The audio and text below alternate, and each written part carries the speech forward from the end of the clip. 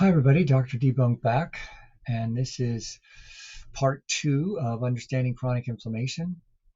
I did the initial video just a few minutes ago, trying to keep them to 20 minutes or so. So, as a quick recap, there's 10 factors or theories of science, of human health science, that determine the speed of aging and the speed at which you get disease. And chronic inflammation is one of these categories. Another category would be the circulatory theory of aging. So, as I said, the inflammatory theory of aging says the rate at which you're chronically inflamed is the rate at which you're going to age and die because chronic inflammation drives all disease. So do other factors, but 50 to 100% of all the factors of disease are because your body can't regulate inflammation before. And I explained all that, so if you put this one on by mistake, watch the first one first. Duh. Because you need that information. So I explained it all, and then I said I was going to start talking about what can we do about it. Medicine wants to give you drugs and act like that's going to work, but the only drugs that work for chronic inflammation. So as I mentioned, there's acute inflammation and chronic inflammation. So acute inflammation, you can affect it short term with drugs like Advil and Aleve, non-steroidal anti-inflammatories. There's like 30 of them, and some other drugs. But then the big guns are steroids and biologics. And you can use steroids and biologics short term, but you can't use them long term. Now, I'm not aware yet of the long term problems with biologics, but they're going to be there. They'll act like there isn't any, but they are. There will be. Drugs aren't natural. They are going to affect you negatively in the long run. And steroids, you could stop all inflammation with steroids, but if you took them repetitively for too long, here's what'll happen. First thing is it'll destroy your immune system with time. It'll make your bones degenerate. You'll get osteoporosis.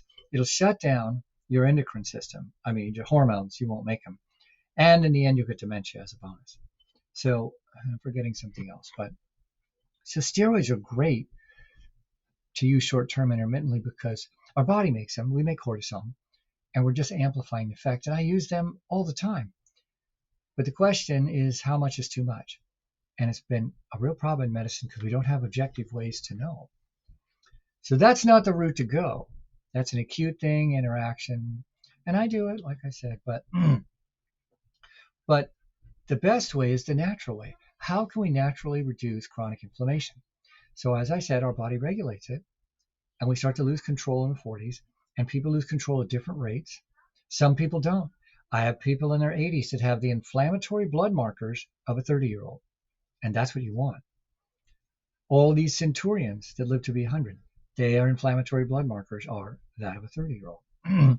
So, like I said, there's a lot being understood about it.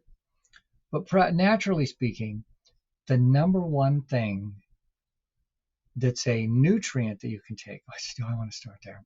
No, the number one thing is really two lifestyle issues that I've already talked about in my weight stuff, but it's exercise and carb control. So the number one way your body reduces the excess inflammation, there's things we do understand about dysregulation of our inflammatory control mechanisms. And the number one thing by far, unfortunately, is not understood by doctors because if it's not related to a drug, we don't learn about it. But it's the lack of hard physical exercise. The human body lives and dies by circulation. And circulation is one of the theories of aging.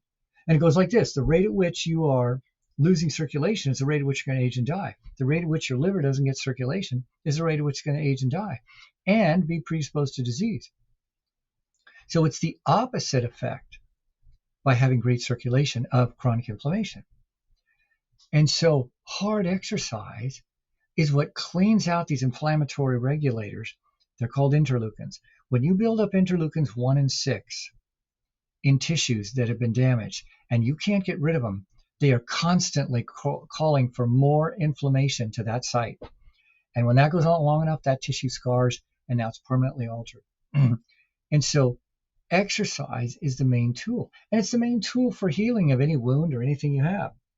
The trick, if you're injured, is to do hard exercise without straining the part that's injured.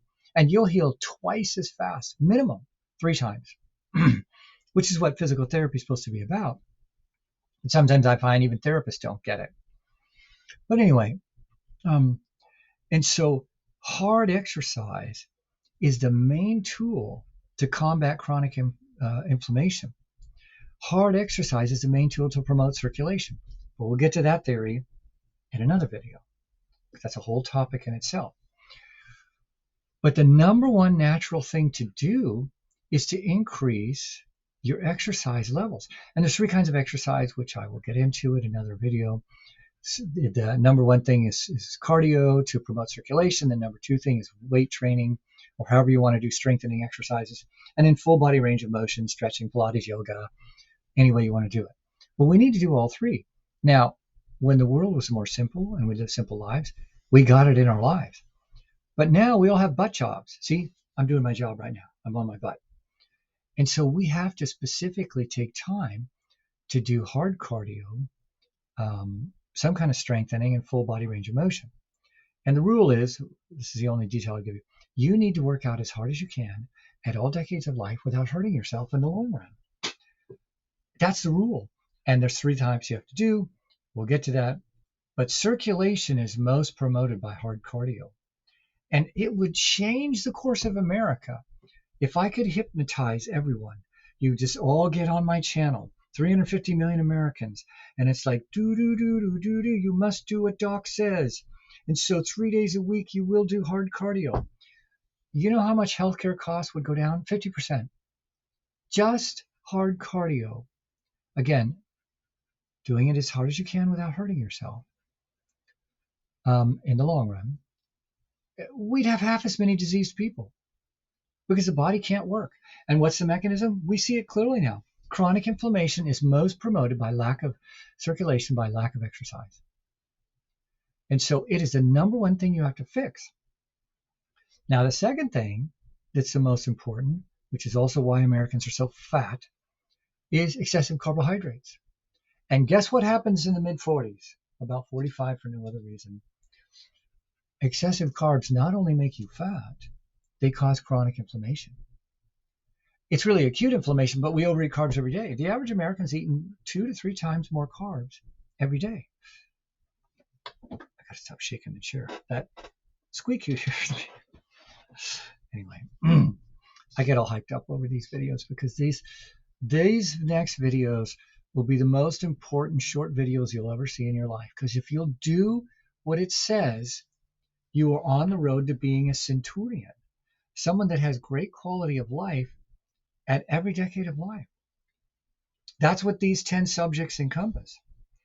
Anyway, there's other ways to categorize it. This is just the way I do it. And so excessive carbs starting in our 40s, and that's a long topic. That'll be on my website. The science of how excessive carbs cause inflammation, because they do. It's dramatic.